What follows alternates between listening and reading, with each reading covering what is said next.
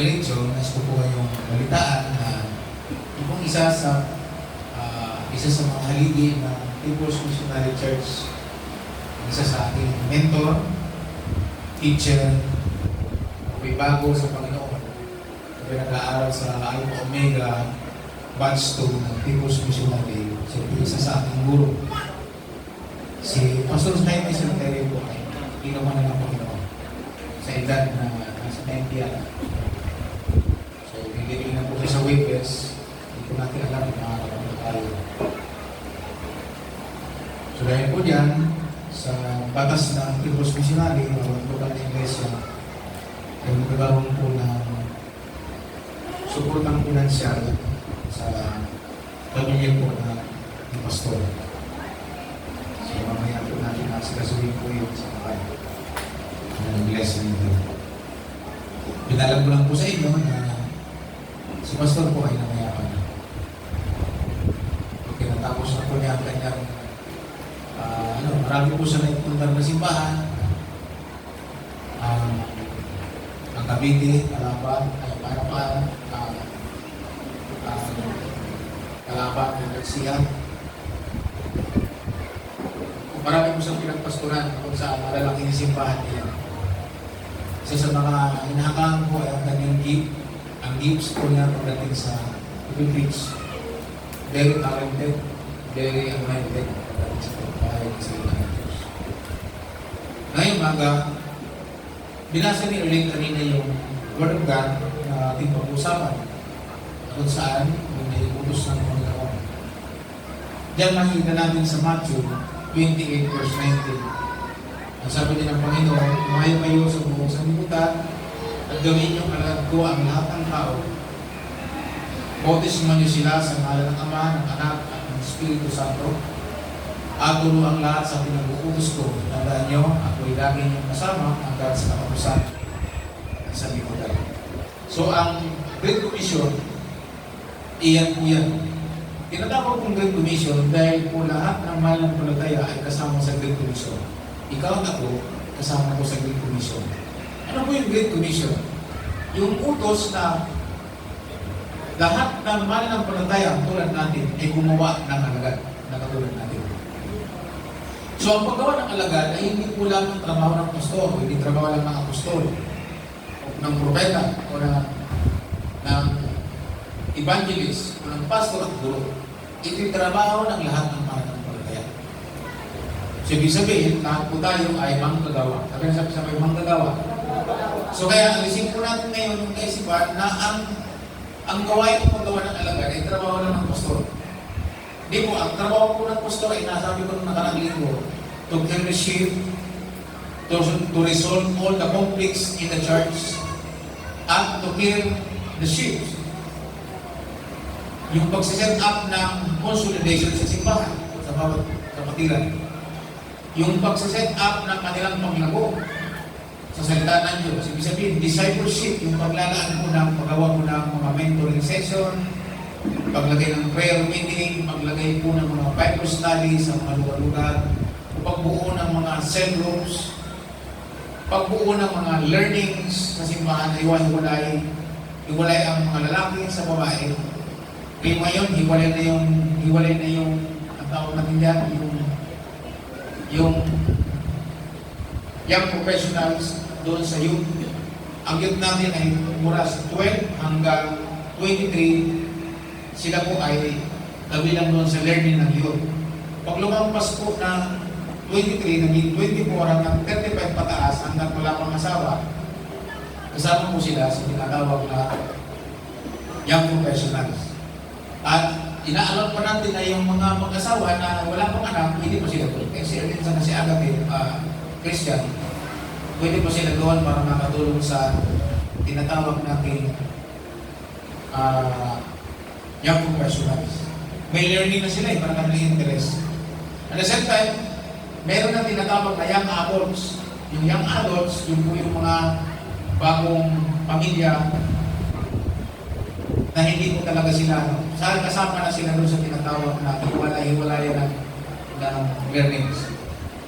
So, yung pinagagawa sa atin ng Panginoon yun. Kaya nga, ang topic po natin ngayon ay bautismo sa tubig. Inutos ng Panginoon na i-disciple ang mga anak ng Diyos. At ang simula ng pag-disciple ay pagkatapos makakilala sa Panginoon ng tao, saka siya ibabaptize. So ang sabi ng salita ng Diyos, umayo kayo sa buong sanlibutan at gawin niyong mga alagad ko ang lahat ng tao. Bautismon sila sa ngalan ng Ama, ng Anak at ng Espiritu Santo. Nakikita po ninyo ang proseso na tinuturo ng Panginoon. Gawing alagad. First, gawing alagad. Never na bautismuhan kapag hindi mo alagad. Compare sa mga nakaraan, mga karanasan na kahit hindi ko mananampalataya, pinabautismuhan. Mali. Dapat alagad mo na siya. Ang ibig sabihin, tumanggap na siya kay Lord.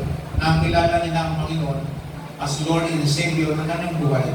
Nag-decide siya na si Lord ay maging Panginoon ng kanyang buhay at maging tagapagligtas nito. Naiintindihan mo yung mga kapatid. And then, ang kasunod, water baptism. Sa aklat ng Marcos, mag-lista kayo, Marcos 16:16. Nakasulat po dyan, ang sabi, ang sumampalataya at mabautismuhan ay maliligtas. Sinabi sa Marcos ng Panginoon, 16:16, na ang sumampalataya at mabautismuhan ay maliligtas. Alin ang nauna? Bautismo o sumampalataya? Sumampalataya muna. Pagkatapos ng sumampalataya, what next? Water baptism. Even si Jesus, nagpapautismo siya. Sa Matthew chapter 3, verse 13 to 15, dyan natin makikita. Pagkatapos ipakilala ni John the Baptist si Jesus, na sabi niya, nung dumarating sa Aklat ng Juan, sabi niya, narito ang kordero ng Diyos na nag-aalis ng kasalanan sa libutan. Parating si Jesus. Hindi ko siya kilala noon. Pero ngayon, dumating si Jesus sa River of Jordan, sa ilog Jordan, at para magpabautismo kay John the Baptist. Kaya nung lumapit sa kay John the Baptist, si Jesus, at ang sabi ng Panginoon ay ni John the Baptist, diyagat kayo pa ang magpapabautismo sa akin. Dapat ako ang iyong mabautismuhan. And the Lord said, ang sagot ni Lord kay John the Baptist, hayaan mo mangyari ito ngayon upang masunod natin ang buong kalooban ng Diyos. So, ang pagpapabautismo ay pagsunod sa kalooban ng Diyos. Sa English po, ay to obey all righteousness of God. Upang magawa natin ang katuwiran ng Diyos. So, ang pagpapabautismo ng tubig ay isang desisyon upang matupad ang katuwiran ng Diyos. Sabi sabi katuwiran, yung kalooban ng Diyos maganap. So, yung water baptism is required. Required siya doon sa sumampalataya. So, ang tanong, ano ang bautismo? Ang bautismo, may dalawang bautismo. May bautismo sa apoy, at sa Holy Spirit, at may bautismo sa tubig. Sinabi ni John the Baptist, ako'y nagbabautismo sa tubig, doon sa Matthew chapter 3, verse 5 to 12, sabi ni John the Baptist, ako'y nagbabautismo sa tubig, ngunit ang kasunod ko, ang magbabautismo sa inyo sa apoy. Si Jesus po yun. Siya magbabaptize sa inyo sa apoy, sa Espiritu Santo. So ako'y nagbabautismo sa tubig, tanda ng pagsisisi. Sabi na sabay-sabay. Ano daw po yung bautismo sa tubig, ni John the Baptist? Tanda ng pagsisisi, o pagtalikod sa kasalanan. Yung nagpapabautismo, nag-decide na kakalikuran niya na yung mga masasamang gawa at siya itong papatuloy na maging alagad ng Panginoon. So ang bautismo ay ginamit po rito yung salitang bautismo sa Greek. Pag tinignan po natin po sa Bible, ang nakalagay po sa Greek o sa Grego ay baptizo. Nang ibig sabihin, ang bautismo sa tubig ay immersion o lubog sa tubig. Hindi po uwisik. Okay, ano ang bautismo? Lubog sa tubig. Kailangan may tubig. Kailangan lubog. Ilulubog sa tubig. So, yun po ibig sabihin. Makikita natin si Jesus Christ dyan sa Matthew chapter 3, verse 13 to 16. Siya'y umahon sa tubig. Ibig sabihin, linubog po siya ni John the Baptist sa tubig. Ang bautismo ito ay sa salita ng Diyos ay panlabas na pagtuturo kung ano ang naganap sa panloob na buhay ng isang mananampalataya. Ano daw po? Ang bautismo sa tubig ay panlabas na anyo kung anong nangyari doon sa panloob. Kapag may nangyari ng pagbabago sa panloob, sa ngalang mangyayari yung pagbabago panlabas. So panglabas na anyo, ang water baptism. Ang bautismo sa tubig ay naglalarawan ng pakikipag-isa sa Panginoon sa kanyang ginawa sa krus ng Kalbaryo. Mababasa natin yan dito sa sulat po nyo sa Roma chapter 6 verse 3 hanggang 11. Ikunin po natin ang ilan dyan. Sabi sa 3, verse 3, sabi niya sa Romans chapter 6 verse 3, hindi ba ninyo alam na tayong lahat na nabautismuhan kay Kristo Jesus ay nabautismuhan sa kanyang kamatayan? Sa pagkatuwid tayo'y namatay na at inilibing na kasama niya sa pamamagitan ng bautismo, upang kung paano binuhay na muli si Kristo sa pamamagitan ng dakilang kapangyarihan ng Ama, tayo rin ay magkakaroon ng panibagong buhay. Ano daw po? Sa bautismo, kasama na tayo namatay katulad ng pagkamatay ni Kristo, na kung paano si Kristo ay nalibing, tayo rin ay nalibing na. Kung paano siya namatay sa kasalanan, tayo patay na rin. Kung paano siya nalibing na rin tayo. At kung paano siyang muling binuhay, tayo rin na may mabubuhay sa bagong buhay. So ang water baptism, yung lubog, ay simbolo ng kamatayan kasama ni Kristo. At pag tayo ibinangon sa tubig, tayo naman ngayon mabubuhay sa isang bagong buhay. Doon masasabi natin yung sinasabi ni Pablo sa 2 Corinto chapter 5 verse 17, if anyone is in Christ, ibig sabihin, sino man na nakipag-isa kay Kristo, tumanggap at pag-bautismo sa isa ng bagong ginala, wala na ang kanyang dating pagkatao, na wala ng luma at ang dumating ay bago. Di po ba? Ang iba, hindi nila naiintindihan ito. Kaya may nagpabautismo, after ng water baptism, nag-celebrate. Naglagay ng mga pundador at emperador. Mag-celebrate tayo kasi bagong bautismano tayo, bagong buhay tayo. Hindi nila naiintindihan. Kaya bagay sa kanila yung version ng salita ng Diyos na ginawa ni Bishop Pagliano na sino man nagpapag-isa kay Kristo, ang lumang buhay na nanatili, ay sino mang hindi nakaunawa tungkol kay Kristo, ang lumang buhay na nanatili at ang bago hindi pa dumarating. Kailangan maunawaan natin ang water baptism. But never tayo magpapautismo hanggang hindi natin naiintindihan ito. So, makikita natin kasi sa Sabado, ihirapin natin yung swimming pool ni Brother John sa umaga at tayo magpapautismo. At yung mga bapautismuhan, pupunta doon sa Lagon. Andyan po ba kayo? Pastor, bakit biglaan? Malalaman nyo kung bakit dapat ginagawa natin ito. Hindi bukas, dapat once ng taon ng kaunawa, kasunod agad ng water baptism. So, magkayo sabi dito, ito'y pampublikong desisyon o pagpapakita. Ito'y public confession ng isang tao na nakilala kay Lord at nagpasya. Pang-public confession ito ng isang tao, ipapakita niya sa publiko, sa harapan ng Panginoon, sa harapan ni Satanas, na ikaw ay kay Kristo. Amen po ba? Yan pong ibig sabihin ng water baptism. Pag linubog ang isang manampalay sa tubig, sa kanyang pag-awon, magsisimula siyang mabuhay na kasama ang ating Panginoon. Ang simbolo ng bautismo ay pagpapahayag ng tatlong bagay. Una, sila ay namatay na sa kanilang lumang pagkatao. You are dead. Pagkukulong nga po yung katabi nyo kung patay na. Pag nag-react, buhay pa yan. Meron bang patay na nag-react? Ibig sabihin tayo, patay na sa kasalanan, kaya hindi na tayo reactive sa kasalanan. So yan ang ibig sabihin po niyan. Pero buhay tayo kay Kristo. Alam mo ba yung ibig sabihin niya? Lahat daw po ng tao ngayon na wala kay Kristo sa paningin ng Diyos ay patay. So lahat ng mga taong wala sa pananampalataya kay Kristo, ano sabi lahat ay sa paningin ng Diyos ay patay. So kaya para sila mabuhay, kailangan maalaman nila, matanggap nila yung buhay na walang hanggan sa pamamagitan ng Kristo.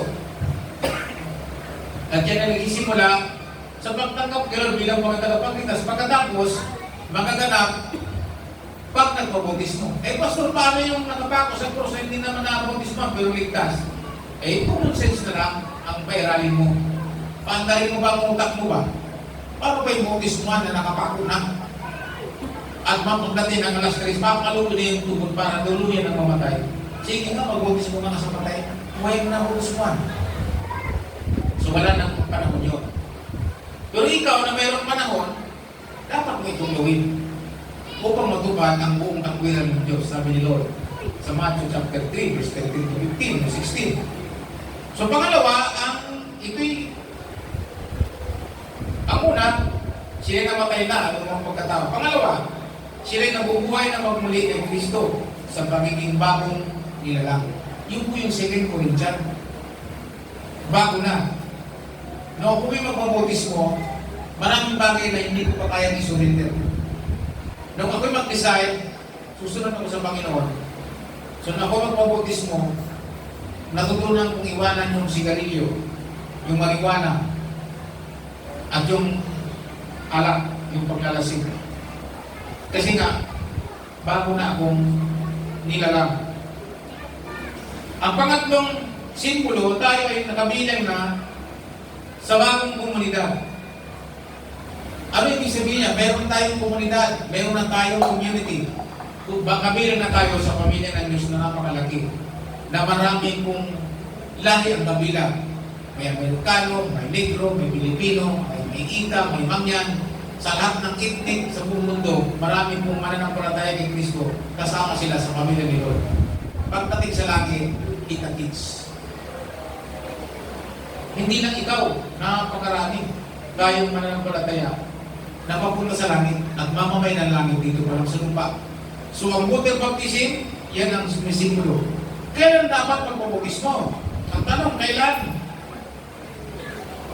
Kailan dapat magpabautismoan? Doon dito sa Aklat ng Gawa, chapter 8, beginning 35 to 37, makikita natin dyan, yung yunukong galing sa Jerusalem na sumamba sa templo ng Panginoon, pauwi na ng Antioch. Ito po ay itim. Alam mo isang itim. Pag sinabing Antioch, Antioch, ibig sabihin, Africa. Meron bang puti sa Amerika? Meron white Africans, meron tinatawag na white Africans, mga Afrikano, pero puti. Yung mga parang Amerikano sila, puti sila. Pero yung Antioch, itim talaga ito.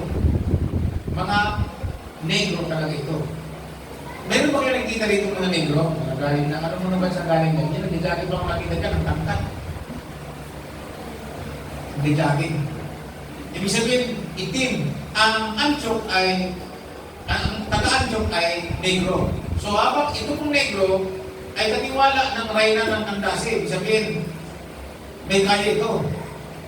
Nakasakay sa karwahe, at ang sabi ng Panginoon kay Filipe, sabayan mo yung yunukong yun, sabi niya, sabayan mo yun, at evangelize mo. Pagsabay niya, nakita niya na si Yunuko ay nagbabasa ng aklat ni Isaias. Habang binabasa niya, sinabayan niyo ni Filipe at tinanong, naunawaan mo ba yung binabasa mo? Hindi nga eh. Sabi ng, paano ko ito maunawaan? Wala naman nagpapaliwanag. Mula doon sa parang gutong papatay na walang imig, pinaliwanag ko ni Filipe si Jesus Christ. And to the point, habang naglalakbay sila, siyempre hindi madali, hindi oras lang yun, maaari maghapon po yun. Pagdating ng dulo, mayroong tubig, mayroong ilog, maaaring ilog o pag, basta may ilog, maamos ang tubig, malalim. Nang makita ng Filipe, siguro nagkarating po sila sa usapan tungkol sa water baptism. So, sabi ng Yunuko, may tubig dito. Ako ba hindi maaaring baptismuhan? Sabi ni Filipe, maaari kung sumasampalataya ka ng buong puso na si Jesucristo ay Panginoon tagapagligtas. Sumasampalataya ako na siya ang Panginoon tagapagligtas. At ang sabi ng account sa Biblia, sila ay lumusong sa tubig, binautismo ni Filipe ang Yunuko. So kailan? Ang water baptism.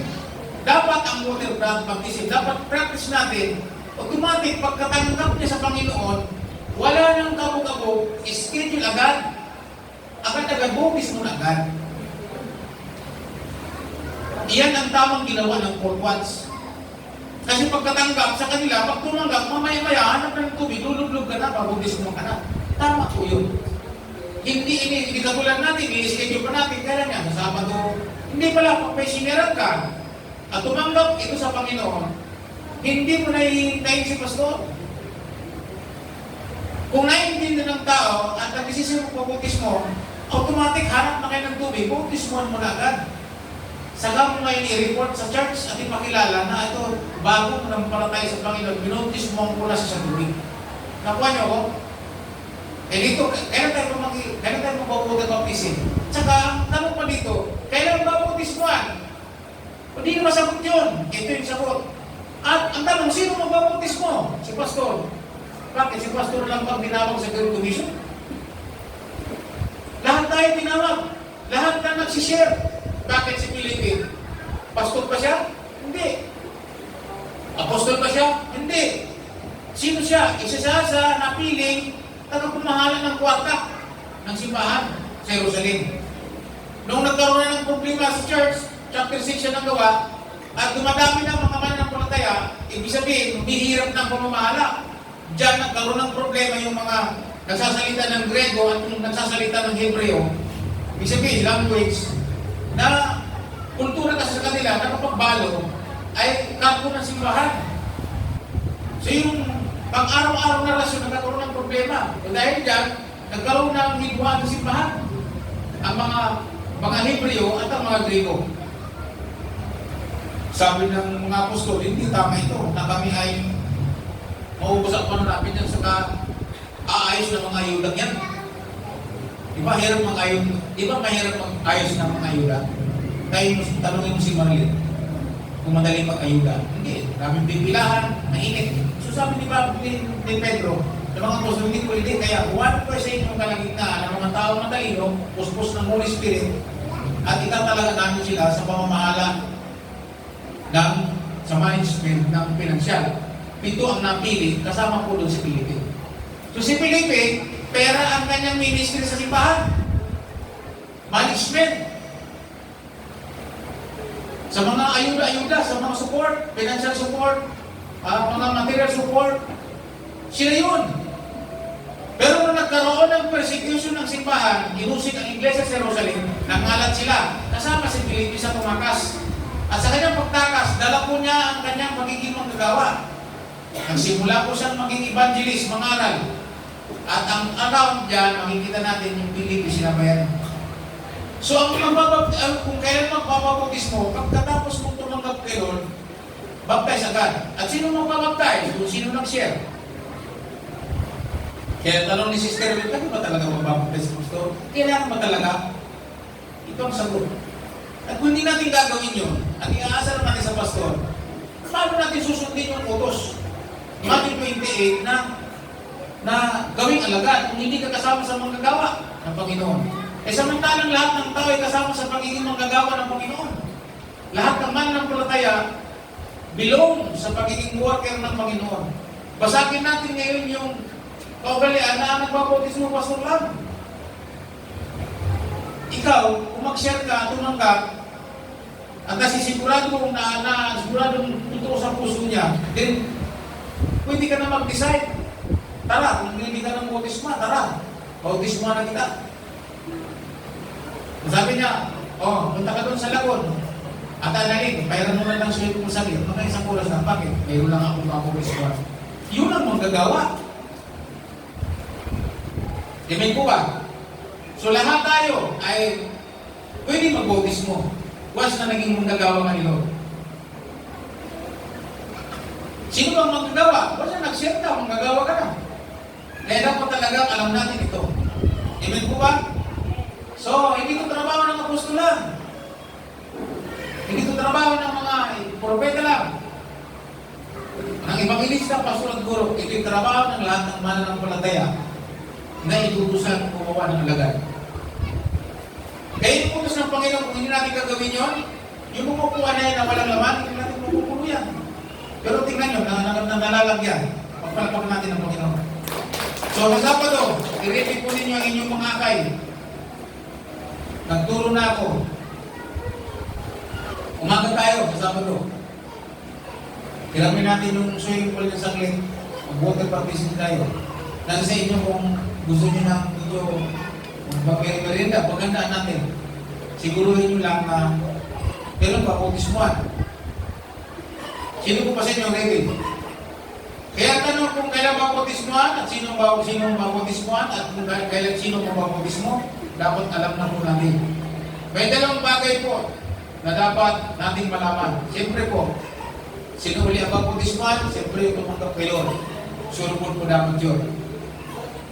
Yung nakakilala sa Panginoon, yung naintindihan niya po yung baptismo. Alam mo nyo, sa Sabado, magpapabaptismo si Kuya G. Ha? Tanongin niyo si Kuya G kung bakit. Kasi nung mabaptismo daw po siya, marami na siyang baptismo ginawa. Pero hindi niya naintindihan. Nung nagkaroon ng mentoring, topic po namin ito para sa mga gagawa, naintindihan niya. Sabi niya, ako ba hindi pwede mag-baptismo ulit? Kasi yung unang baptismo sa akin, walang bearing. Parang basketball lang. Ngayon ko lang naintindihan, hindi ngayon lang ako mapapabaptismo.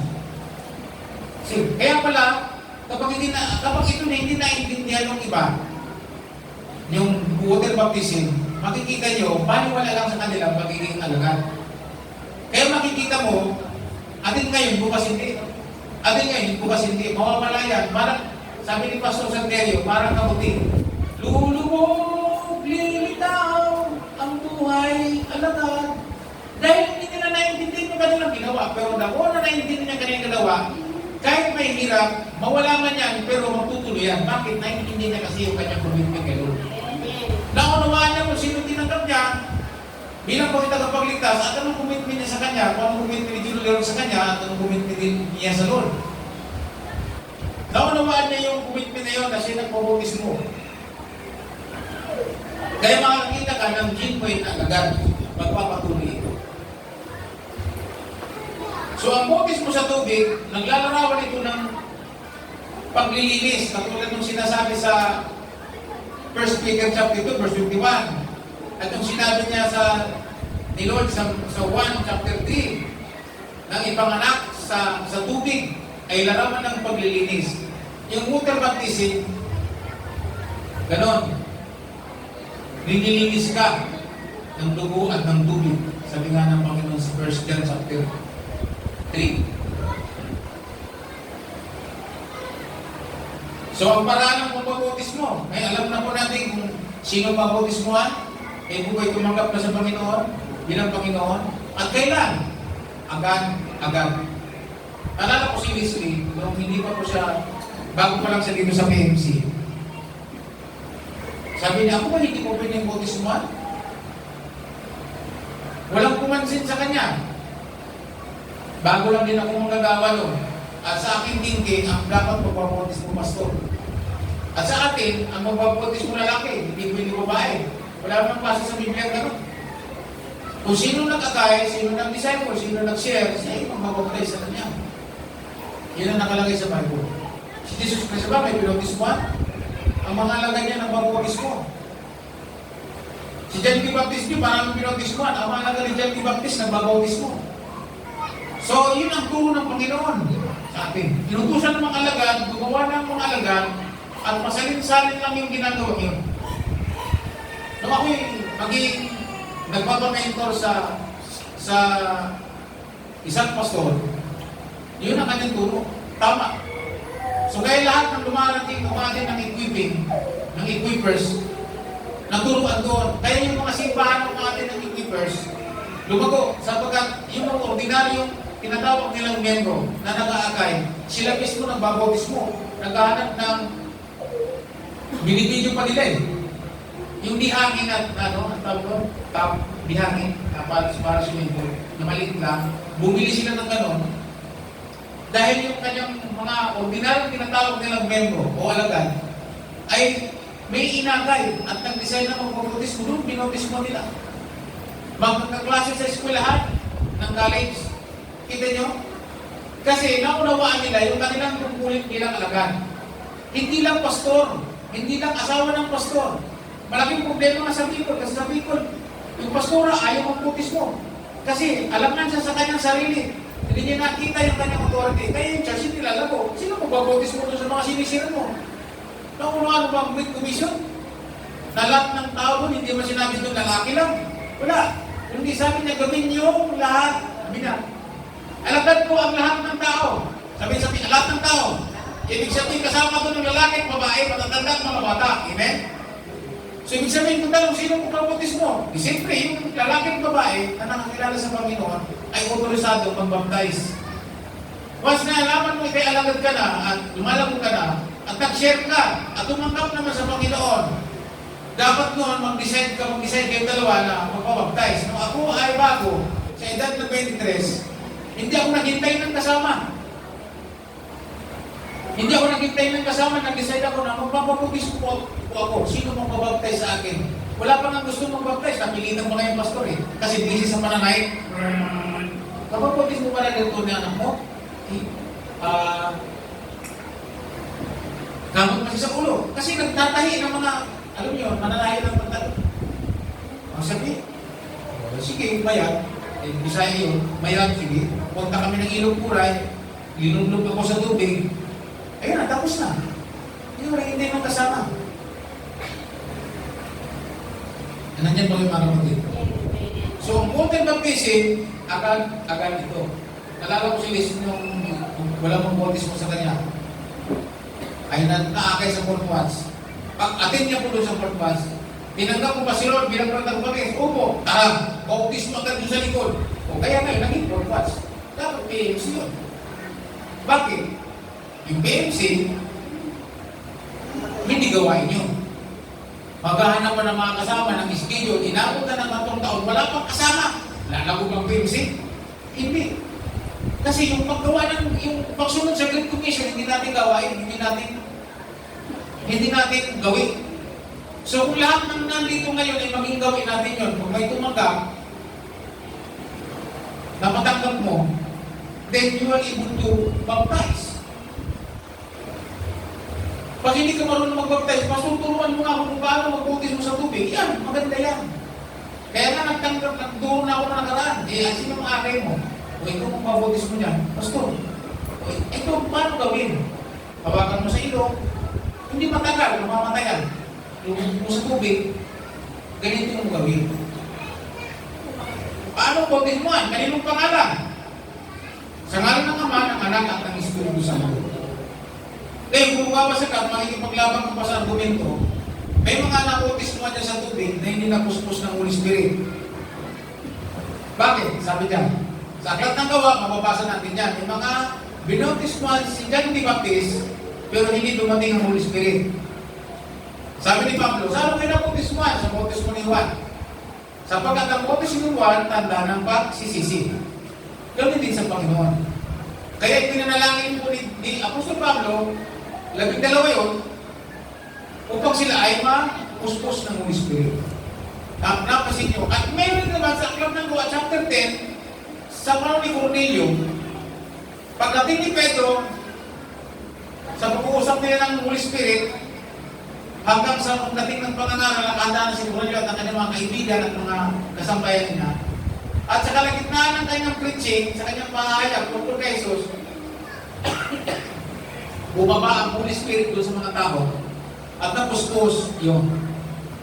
Ang mga tao yun ay hindi Hudyo.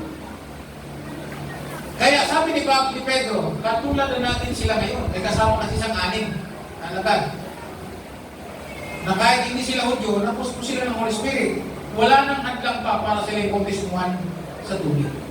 Sa Bible, makikita natin na minsan, napautismuhan pero hindi napuspos ng Holy Spirit sapagkat may kulang. Pero naman,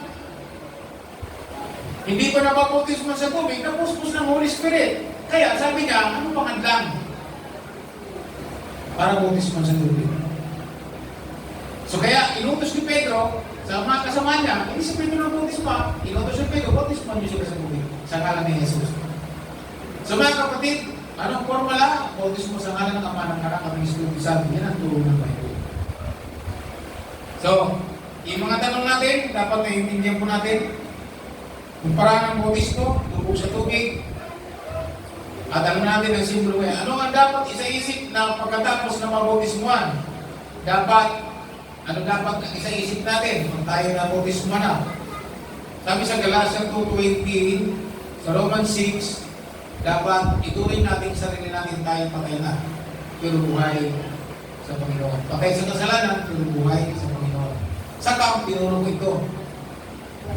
Sabi sa Roma, chapter 1 hanggang 2. Ano dapat natin isa-isip? Romans 6.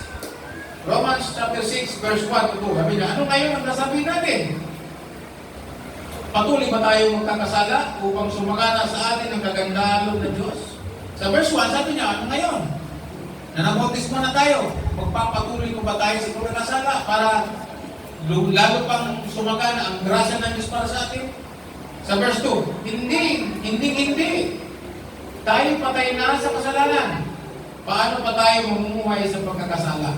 Kung patay na tayo sa kasalanan, di ba, isang patay, wala na siyang malay doon.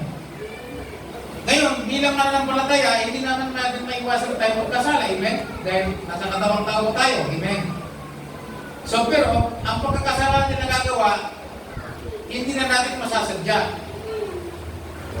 Kasi yung pagkasalanan ng pagsadya ay pamumusong na yun sa Holy Spirit. Lahat nga nagkasala sa Holy Spirit, sa pamumusong patay. So, ang mga kasalanan natin ay yung mga nasa ating katawan. Sabi ni Pablo, apostol siya, sabi niya, may mga nangyayari sa katawan ko na hindi ko ibig, pero nangyayari. Di ba may kanta sa sanlibutan na ang sabi sa sanlibutan, gusto kong kumain pero hindi ko magawa. Kanta ng sanlibutan yun. Bakit? Kasi may sinful nature tayo, may nature tayo ng mga kasalanan. So, ang isipin natin, pagkatapos natin mabautismuhan, tayo magpapatuloy lang sa Panginoon at lagi natin papanalangin ang ating buhay araw-araw para yung kasalanan patay. At ang buhay, yung buhay na galing sa Panginoon Jesus. Amen po ba? So, yan ay lang kung bakit sinabi niya na manatili kayong walang dungis o kulubot pa hanggang sa magbabalik ng Panginoon. Sino tinuturuan niya? Yung mga sumampalataya at na bautismo. So, kailan gagawin? Kailan pagpapautismo? Pag tumunod kayo, ang utos sa ating mga mananampalataya na, ready na po ba kayo? Na once na kayo nag-share at tumanggap ito, mayroon kang pananagutan. At ang pananagutan yun ay siya yung bautismuhan sa tubig. Are you ready po na, mga kapatid? Huwag yung hintayin na pastor pa mag-bautismo. Pwede mong gawin yun.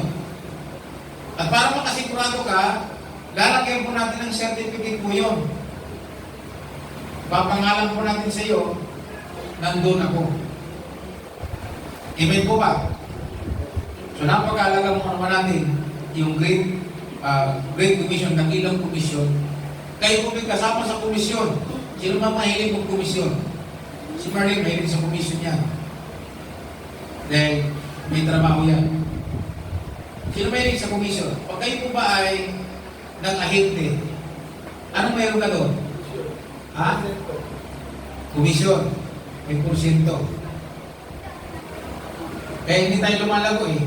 Kasi wala tayong pumporsentuhan. Di po ba?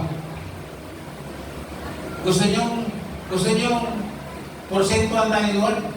Magtrabaho tayo kay Lord. At yung pagsishare at pagbabaptize, trabaho sa Great Commission. Andyan po ba yung mga kapatid? Dito, hindi pinag-uusapan kung aral ka o hindi sa sanlibutan. Ang importante dito, isang alagad at naunawaan mo ang iyong tungkulin bilang alagad ng Panginoon.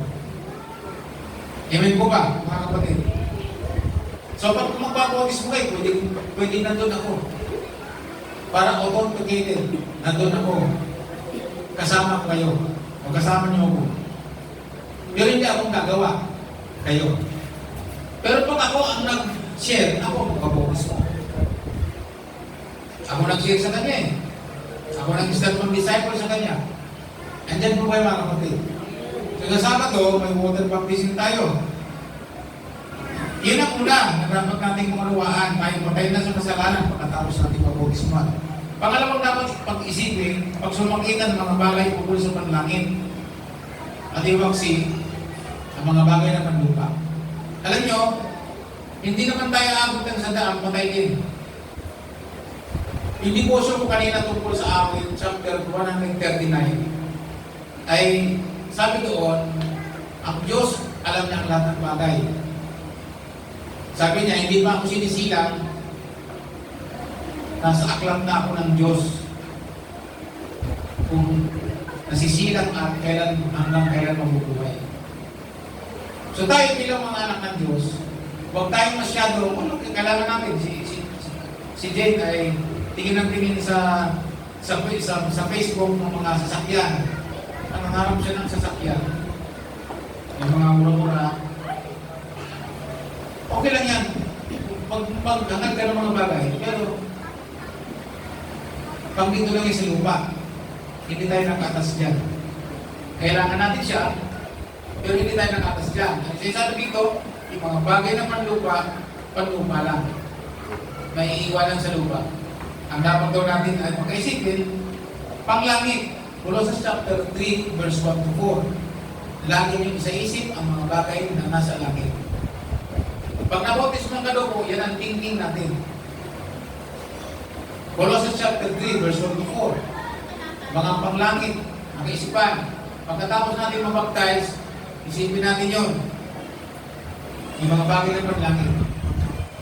Bakit tayo maglilingkod sa Panginoon? Sapagkat tayo mamamayan ng langit.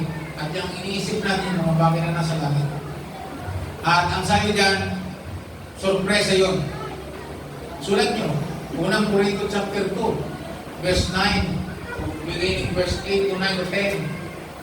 Sabi dyan, walang mata nakakita, walang tayo na nakarinig, walang isipang nakaisip ng mga bagay na inanda ng Diyos sa mga sumampalataya sa Kanya at nabautismuhan. Kaya natanong, mahalaga ba ang water baptism? Sapagkat ang water baptism ay isang deklarasyon ng isang sumampalataya na mula ngayon, ako ay magiging alagad ng ating Panginoong Hesus. Kaya doon sa water baptism, bago bautismuhan, nagkakaroon ng confession. Nagkakaroon ng pagpapahayag yung bautismuhan. Kaya nasabihin noong magbabautismo sa iyo, o yung mga magbabautismo, hindi sabihin nyo, o ngayon, magbabautismo ka na. Ipinapahayag ko ba? Magpapahayag ko ba ngayon? Na ang Panginoong Hesus lang, yung Panginoong tagapagligtas ng iyong buhay. Sasabihin niya ako po, ngayon magpahayag ka na. Yung mabautismuhan, magpapahayag siya. Sasabihin niya ako si, o nasabihin niya ang pangalan niya, ako si Ilustrisimo Isinita, tumanggap sa Panginoong Hesus bilang Panginoong tagapagligtas ng aking buhay. Ako'y nagpapahayag ng buong puso ng aking labi na ako'y mabubuhay bilang alagad ng Panginoong Hesus na ako'y sa wakas ng aking buhay.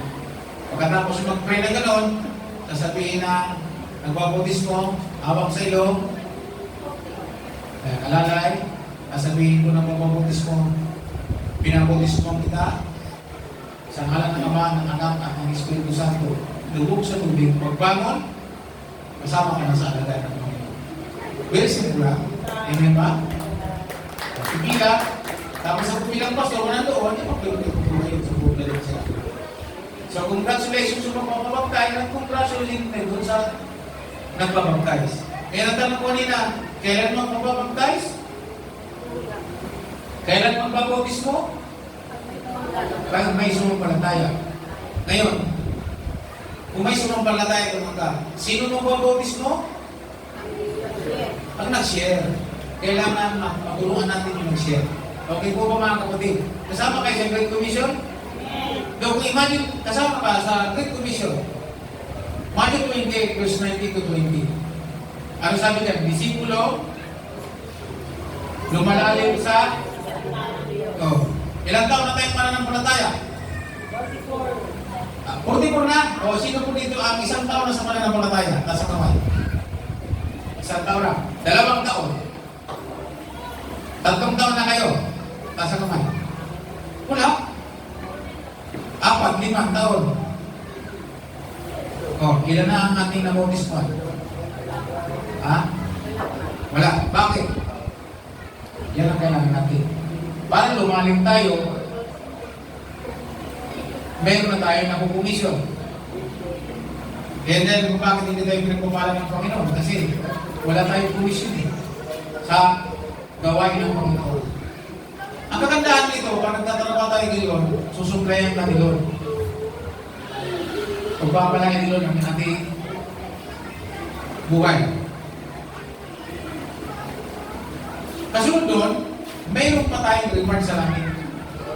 Sino gusto ng reward? Ang may reward, yung mga nagtatrabaho. Alin ba ang pinagpala? Halimbawa, ako, lagi ko kayo binibigyan ng isda. Tuwang-tuwa naman kayo.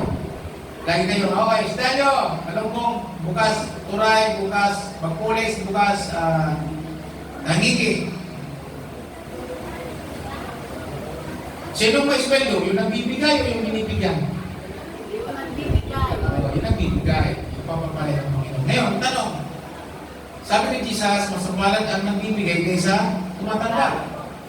So, mas palad ang nagtatrabaho kaysa tumatanggap lang. Bigyan ko lang kayo ng bigyan ng isda. Pag hindi na ako nagbigyan ng isda sa inyo, ano mangyari sa inyo? Gutom. Kaya ang sabi ng iba, sabi ni Lord, sabi ng ibang, alam nyo, kung gusto nyo ang taong niya ay maging subisyente, huwag nyo lang silang bibigyan ng isda. Turuan nyo sila mag-isda. Para lagi na silang may isda. Okay, so turuan natin ang sarili natin na tayo marunong mag-isda. Pero, kung tayo mangingisda ng kaluluwa, huwag sa aquarium ng iba. Ano ibig sabihin yan? Pagka miyembro na ng simbahan na kauri natin, huwag natin yung pakilaman. Amen? Batiin na natin. Tuloy ka na dyan. Pero pag bago, at ikaw yung nag-share, may pakialam tayo doon. Amen? Kasi hindi tayo nag-mimikwit sa mga hindi natin wala sa ating kulungan. So mga kapatid, ipinapaintindi ko po sa inyo, sa bawat isa atin, lalago tayo, was na tayo ay manggagawa ng Panginoon. Remember, ang mga apostol, ang mga tao noon, saan sila pumunta, ginagawa po na nito.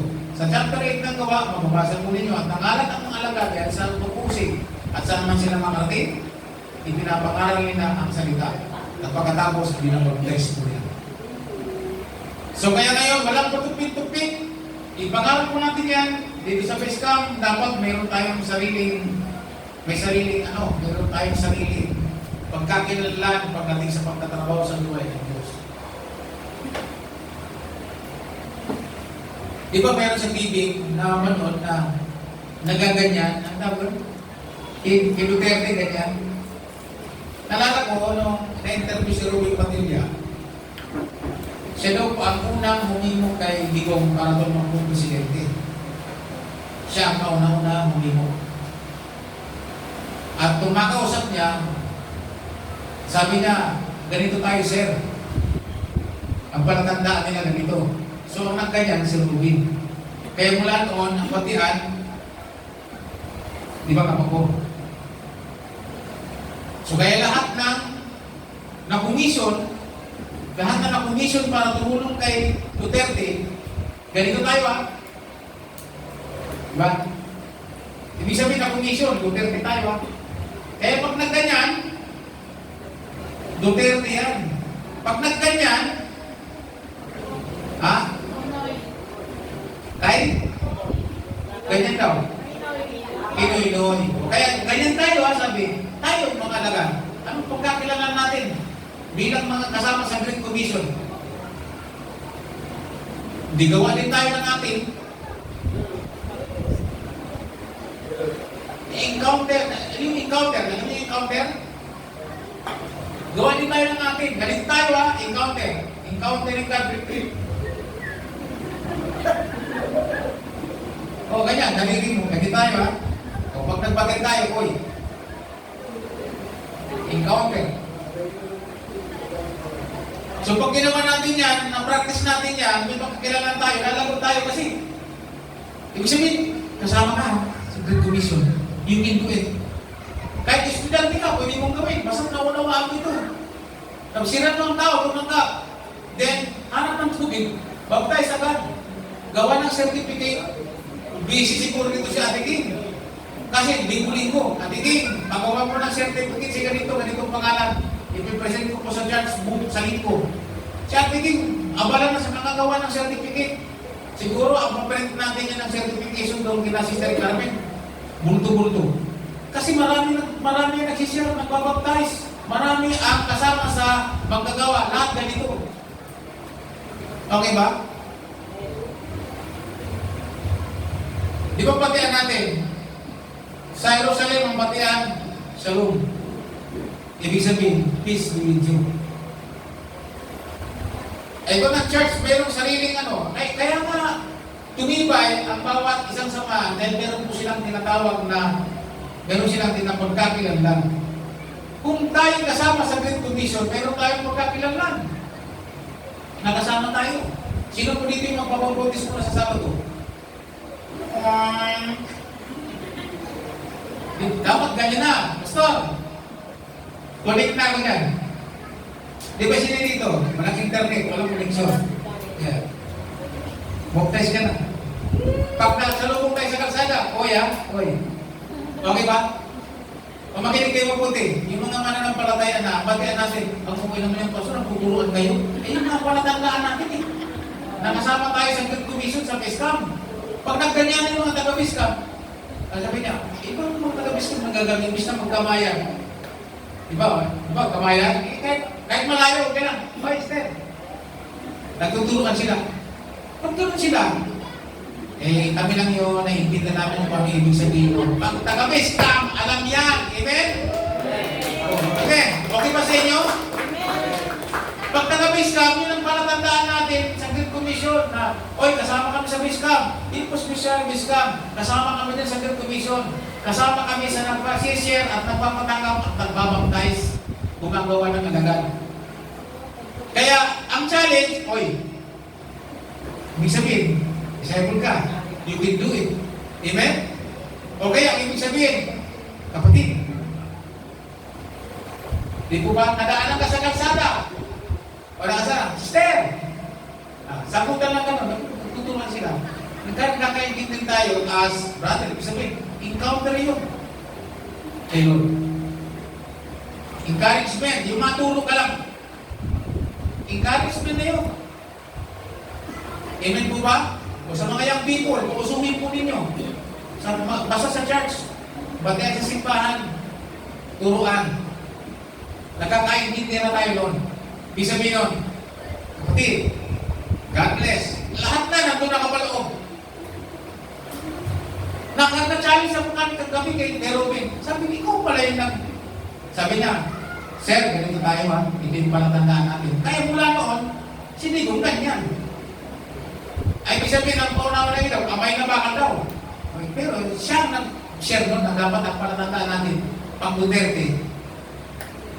Pag PM sa base lang, kung ano-ano na lang. Sister, good morning. Hi. Ano-ano. Pero kung meron tayong sariling atin, alam po ninyo yung mga lagat, kaya sila mabilis dumami kasi meron silang pagkakilanlan. Kahit saan sila makarating, trabaho talaga nila yon. Kahit hindi kasama sa apostol, kahit hindi propeta, basta't mananampalataya, nakagawa po nila. Alam po ba ninyo, kung uungkatin yung Biblia, pag uwi ng Eunuco sa lugar niya, yung ginawa sa kanya ng ni Filipe, ginawa niya rin doon sa lugar nila sa bansa nila. Bakit? Ganyan na kasi. Ginawa na rin yun. So, kung tayo kasama sa Great Commission, ang pagsishare ng salita ng Diyos at ang pagbabotisyon sa tubig, trabaho talaga natin. Buhay natin. Hindi tayo maghihintay ng malay mo, bukas mamatay. Tapos nagawa mo yung nagawa mo yung tungkol ko. Basta alam mo, Ang tanong na, sino mabautismuhan dapat siguradong tumanggap? Yan ang mga tanong na dapat masagot dito sa atin sa PMC Grace Camp. Amen? Dahil namin tayo bigla. Sapagkat lahat worker. Sino worker? Manggagawa. Sabi nga ng Bible, sabi ng Panginoon sa Matthew, sabi niya, sa Matthew 9, sabi niya, the harvest is plentiful. Ang anihin ay sagana. Walang problema sa harvest. The problem is workers. Workers, manggagawa ng Panginoon.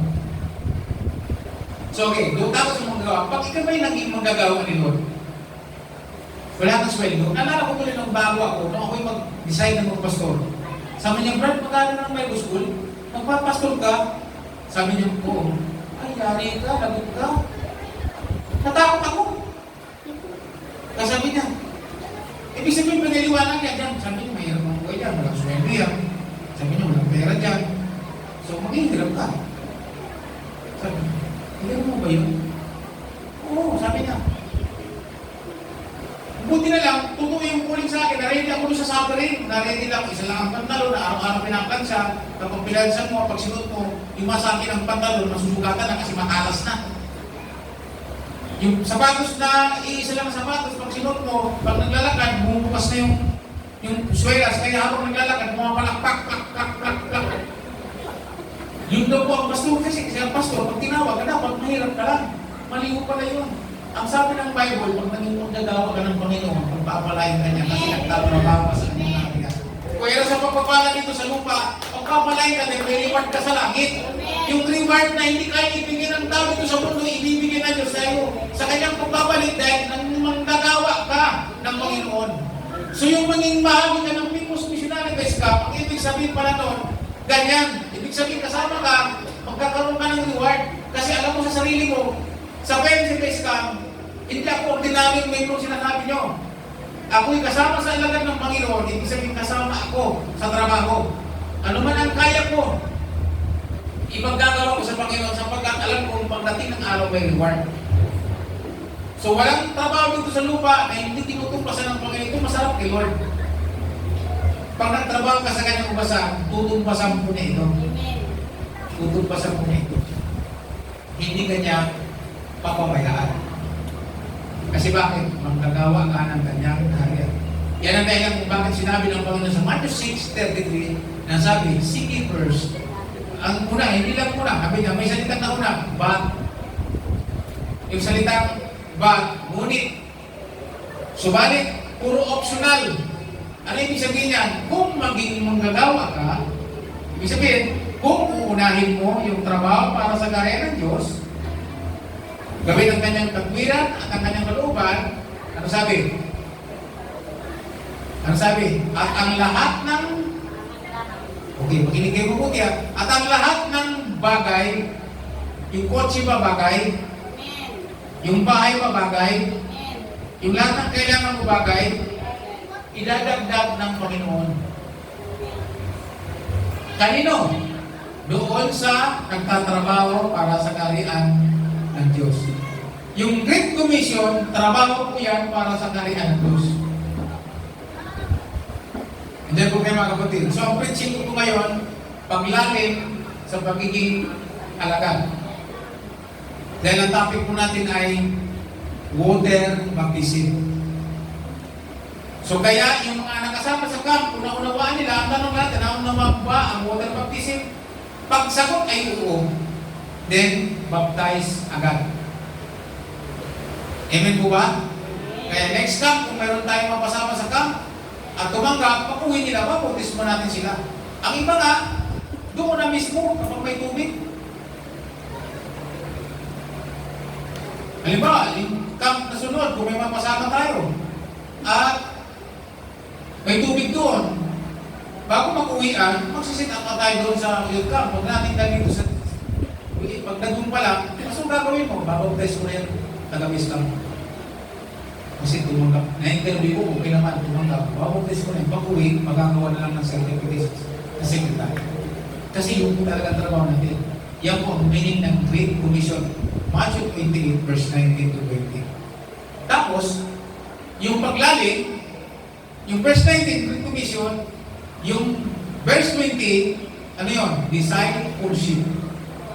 At turuan nyo sila, pagkatapos silang tumanggap at mabautismuhan, ano kasunod? Tuturuan sila. Ang tawag doon, discipleship process. Sino ba discipleship process? Doon na sila palalalimin. So makikita niyo yung turo ko ngayon tungkol sa discipleship process. Kasi tinuturuan yung mabautismo at tinuturuan yung mga magbabautismo. So general ang ating pag-aaral ngayon. Amen po ba? Kung sabi mo sa katabi mo, kailan ka magbabaptize?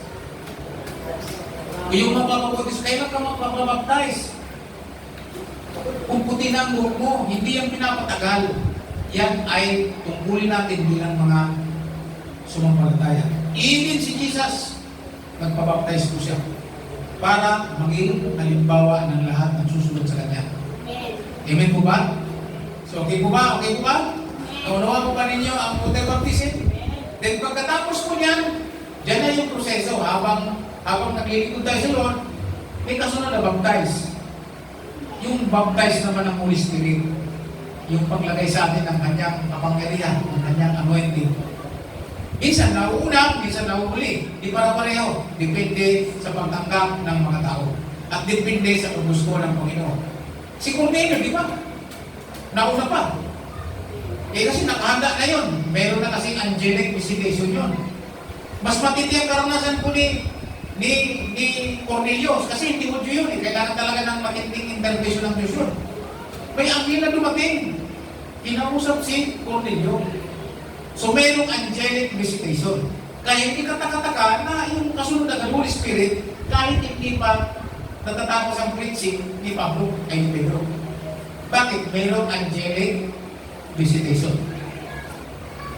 Yun naman walang angelic visitation, pinapadala ng Holy Spirit. So, nandiyan tayo sa water baptism. Ready po ba kayo? Mga kapatid, napakalaga ito. Mamaya sa ating learnings, usapan po natin yan. Salamat sa Panginoon. Lord, salamat po sa mga ito. Pagpalain po mga sa amin. Mangyari po ang mga kalooban sa amin. At yung po kami natutunan mga ipapractice.